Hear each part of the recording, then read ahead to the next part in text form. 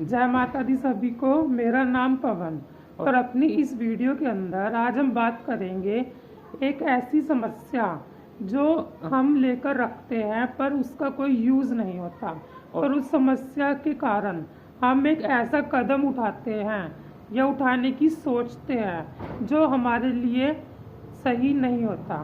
तो चलिए वीडियो को जल्दी से जल्दी शुरू करते हैं। तो आज का हमने जो टॉपिक लिया है वो है डिप्रेशन। तो आजकल देखा जा रहा है कि बहुत लोग ऐसे हैं जो इस समस्या से जूझ रहे हैं। वे लोगों को मैं समझाना चाहूँगा कि आपको इस तरह का ऐसा कोई भी स्टेप नहीं लेना चाहिए इस अवस्था के अंदर, इस स्टेज के अंदर, जो आपके लिए और आपके घर वालों के लिए ठीक ना हो। तो आपको मैं एक छोटी सी कहानी के माध्यम से अपना मैसेज देना चाहूँगा। उसके बाद आप खुद ही सोचिए कि आप इस बारे में क्या सोचते हैं, आप क्या कर सकते हैं और क्या नहीं कर सकते हैं। तो चलिए बात करते हैं। एक किसान था, वो अपना हल चला रहा था एक खेत के अंदर अपने। वहाँ पर उसका हल अचानक से एक घड़े के अंदर रुक जाता है।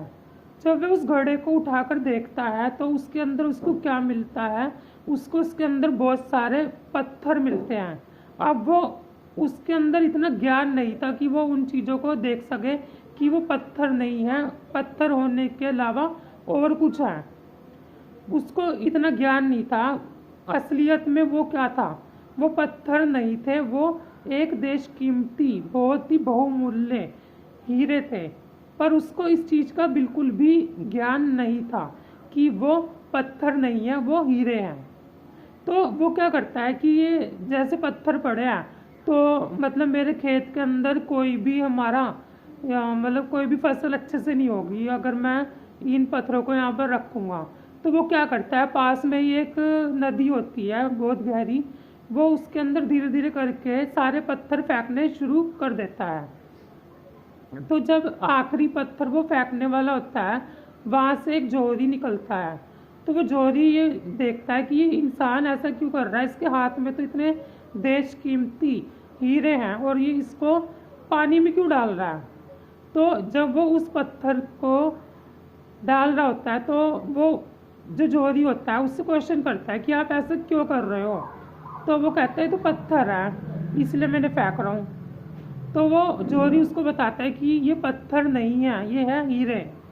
तो क्या तुम्हें पता है कि इनकी कीमत कितनी ज़्यादा है और तुमने सारे के सारे पानी में बहा दिए। उसके बाद उस किसान को यह एहसास होता है, वो बहुत ज़्यादा पछताता है कि मैंने तो सारे के सारे पानी के अंदर बहा दिए और अब वो निकल भी नहीं सकते थे क्योंकि नदी बहुत ज़्यादा गहरी थी।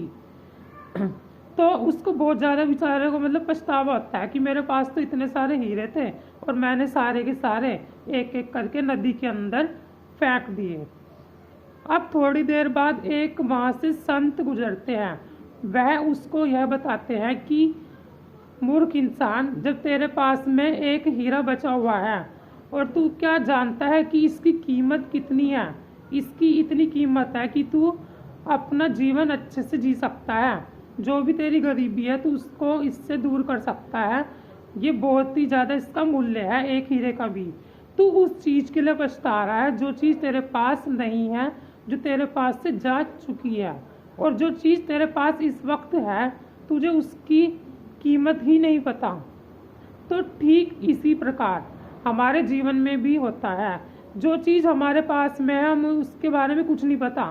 अब हम सोचते हैं कि हम बहुत ज़्यादा परेशान हैं, पर एक तरफ वो देखो ना, जैसे अगर हमें ईश्वर ने शरीर दिया है और हमारा शरीर सही से कार्य कर रहा है और हम स्वस्थ हैं, तो इससे बढ़कर तो हमारे पास में कुछ भी नहीं है।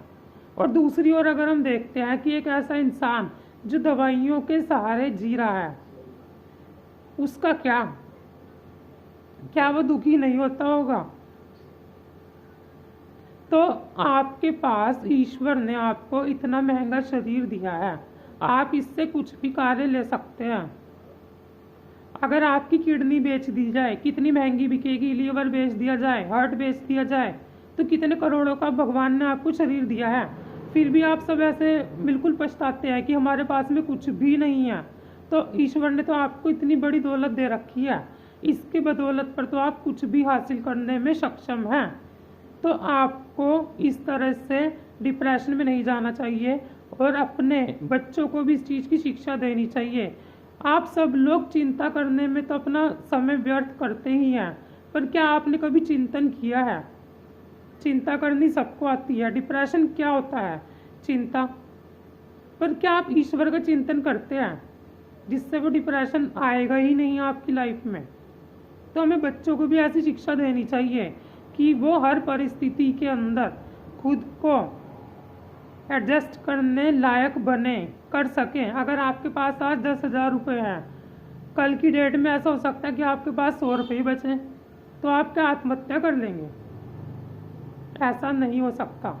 तो आपको उन 100 रुपये में भी आपको अपना घर चलाना आना चाहिए। समस्याओं को इस तरह से नज़रअंदाज नहीं कर सकते। रामचंद्र भगवान जी ने भी 14 बरस का वनवास पूरा किया,